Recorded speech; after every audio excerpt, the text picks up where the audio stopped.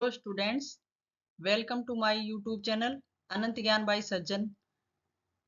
आज मैं आपको क्लास 12th राजनीति विज्ञान के चैप्टर 3 में, जिसका नाम है नियोजित विकास की राजनीति, उसके प्रश्न उत्तर हल करवाने जा रही हूँ।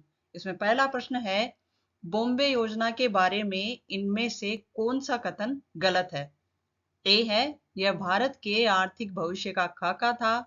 बी है, इसने उद्योगों में राज्य के स्वामित्व का समर्थन किया। सी है, इसे कुछ प्रमुख उद्योगपतियों ने बनाया था। और डी है, इसने नियोजन के विचार का पुरजोर समर्थन किया। इसका सही उत्तर है ए, यह भारत के आर्थिक भविष्य का खाका था। प्रश्न नंबर 2 है, निम्नलिखित में से कौन सा विचार भारत की विकास नीति के प्रारंभिक चरण का हिस्सा नहीं था? ए है नियोजन, बी है उदारीकरण, सी है सहकारी खेती और डी है आत्मनिर्भरता। इसका सही उत्तर है उदारीकरण। प्रश्न नंबर 3 है, भारत में नियोजन का विचार लिया गया था। ए बॉम्बे योजना से, बी सोवियत ब्लॉक देशों के अनुभव से, सी है समाज का गांधीवादी दृष्टिकोण से और डी है किसान संगठनों की मांग से। इसमें पहला है केवल बी और डी, दूसरा है केवल डी और सी और तीसरा है ए और बी या चौथा है उपरोक्त सभी। तो इसका सही उत्तर है उपरोक्त सभी। प्रश्न नंबर 4 है, निम्नलिखित का मिलान करें। Charan Singh industrialist, P C Mahalanobis, joining, Bihar famine farmers और वर्गीस कुरियन मिल्क कॉर्पोरेटिव। तो इसमें ए का सही उत्तर है चरण सिंह एक फार्मर्स थे, पीसी महाबलोनिस वो एक इंडस्ट्रियलिस्ट थे और सी है बिहार फेमिन, इसमें सही उत्तर आएगा दूसरा अर्थात जॉइनिंग और डी है वर्गीस कुरियन, ये एक मिल्क कॉर्पोरेटिव से सम्मिलित थे।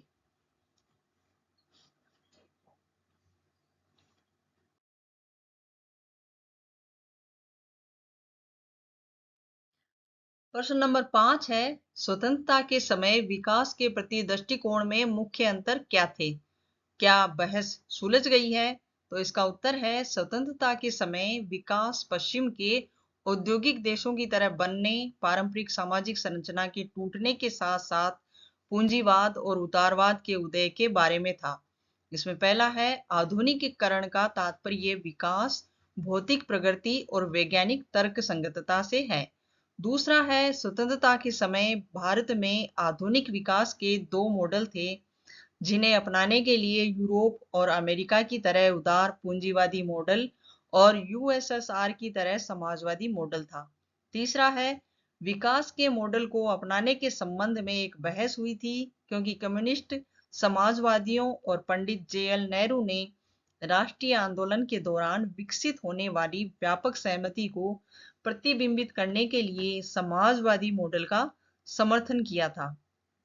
4 है, उपर्युक्त इरादों से स्पष्ट है कि सरकार ने सामाजिक और आर्थिक पुनर्वितरण के साथ साथ गरीबी उन्मूलन को प्राथमिकता दी। 5वां है, इसी समय इन नेताओं के बीच मतभेद और बहस हुई और औद्योगिकरण की को प्राथमिकता दी जानी चाहिए या कृषि विकास होना चाहिए या ग्रामीण गरीबी को कम किया जाना चाहिए। इस प्रकार की ये सारी बहसें हुई।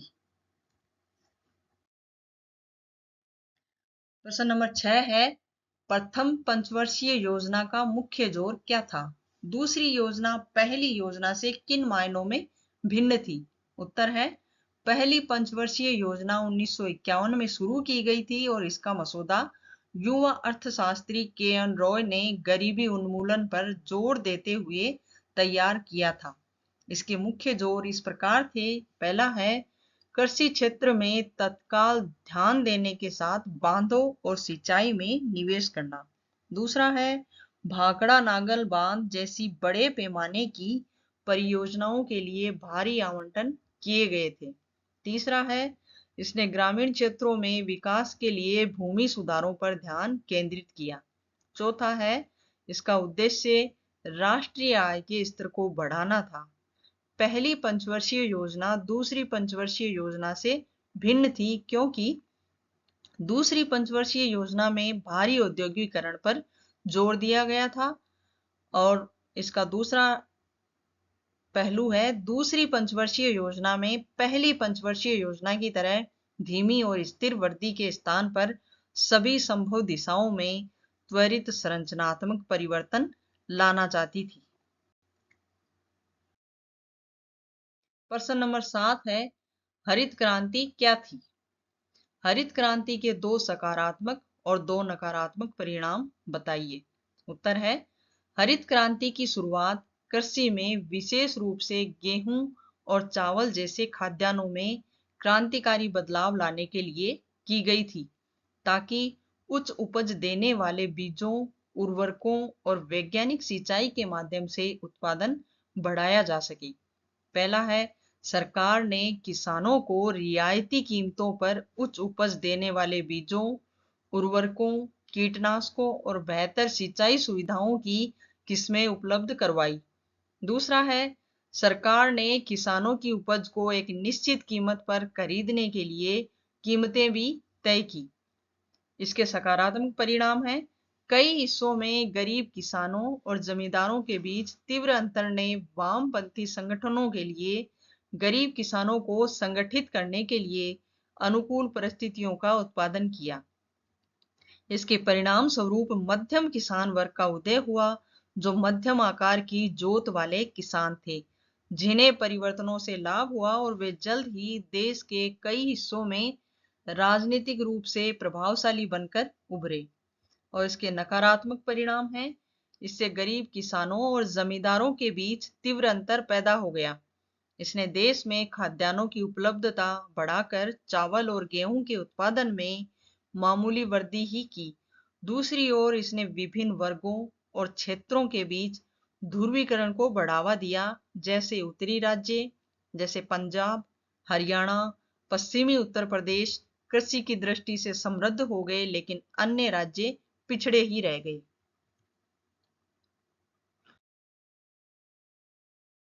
प्रश्न नंबर 8 है, द्वितीय पंचवर्षीय योजना के समय औद्योगिकरण और कृषि विकास के बीच हुई बहस में मुख्य तर्क बताइए। उत्तर है, द्वितीय पंचवर्षीय योजना के समय उद्योग की तुलना में कृषि की प्रासंगिकता के संदर्भ में कुछ विवादास्पद मुद्दे उठे। पहला है, द्वितीय पंचवर्षीय योजना में कृषि या ग्रामीण भारत के स्थान पर उद्योग पर जोर दिया गया। दूसरा है, गांधीवादी अर्थशास्त्री जैसी कुमारप्पा ने ग्रामीण औद्योगिकरण पर जोर देने के लिए एक वैकल्पिक खाका प्रस्तावित किया।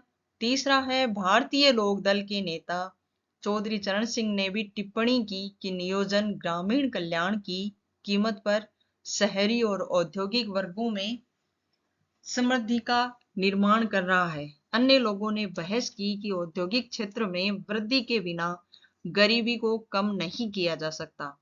भारत की योजना में खाद्यान्न के उत्पादन को बढ़ावा देने के लिए कृषि रणनीति नहीं थी। इसने सामुदायिक विकास के कार्यक्रम भी प्रस्तावित किए।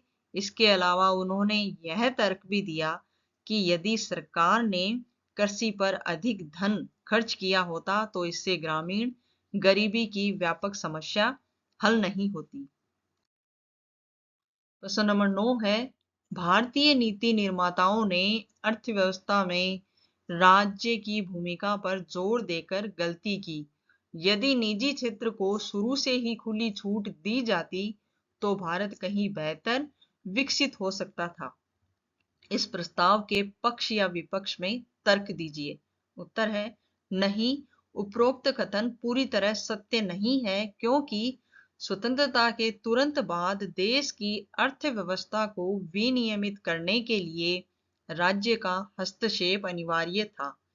भारत ने विकास के न तो पूंजीवादी मॉडल का और न ही समाजवादी मॉडल का पूरी तरह से पालन किया।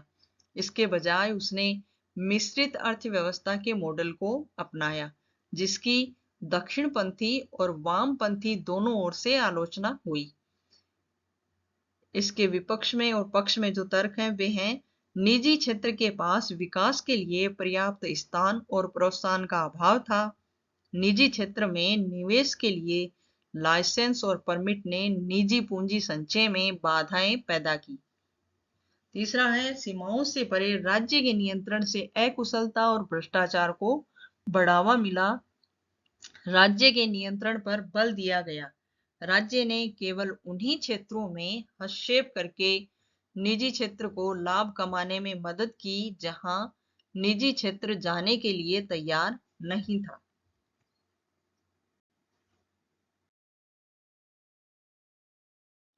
प्रश्न नंबर 10 है, निम्नलिखित गद्यांश को पढ़ें।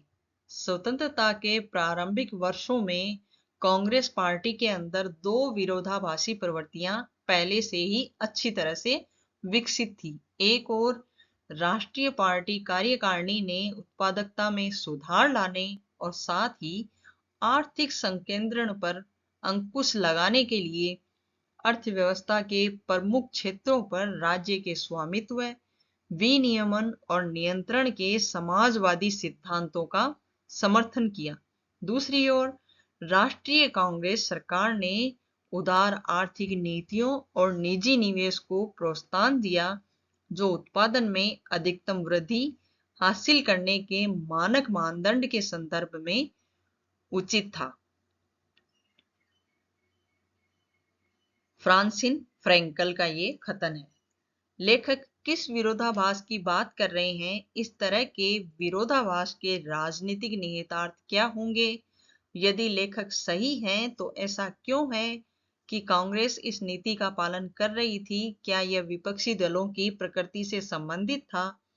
क्या कांग्रेस पार्टी के केंद्रीय नेतृत्व और उसके राज्य स्तर के नेताओं के बीच भी विरोधाभास था? इसका उत्तर है ए का लेखक समाजवादी या पूंजीवादी विकास मॉडल को अपनाने के विरोधाभास के बारे में बात कर रहे हैं।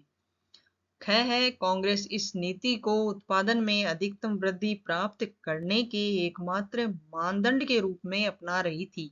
हाँ, यह विपक्षी दलों की उदार आर्थिक नीतियों और निजी निवेश को प्रोत्साहन देने की प्रवृत्ति से संबंधित था। ग है नहीं, कांग्रेस पार्टी के केंद्रीय नेतृत्व और उसके राज्य स्तरीय नेताओं के बीच कोई विरोधाभास नहीं था क्योंकि राज्य स्तर पर उत्पादकता बढ़ाने के लिए प्रमुख क्षेत्रों पर राज्यों की स्वामित्व, विनियमन और नियंत्रण पर जोर दिया जाता था, जबकि नियंत्रण नेतृत्व उदार आर्थिक नीतियों और निजी निवेश को प्रोत्साहन देने पर जोर देता था। तो बच्चों, इसी के साथ आज की क्लास यहीं समाप्त होती है। अगले वीडियो को देखने के लिए आप इंतजार करते रहिए।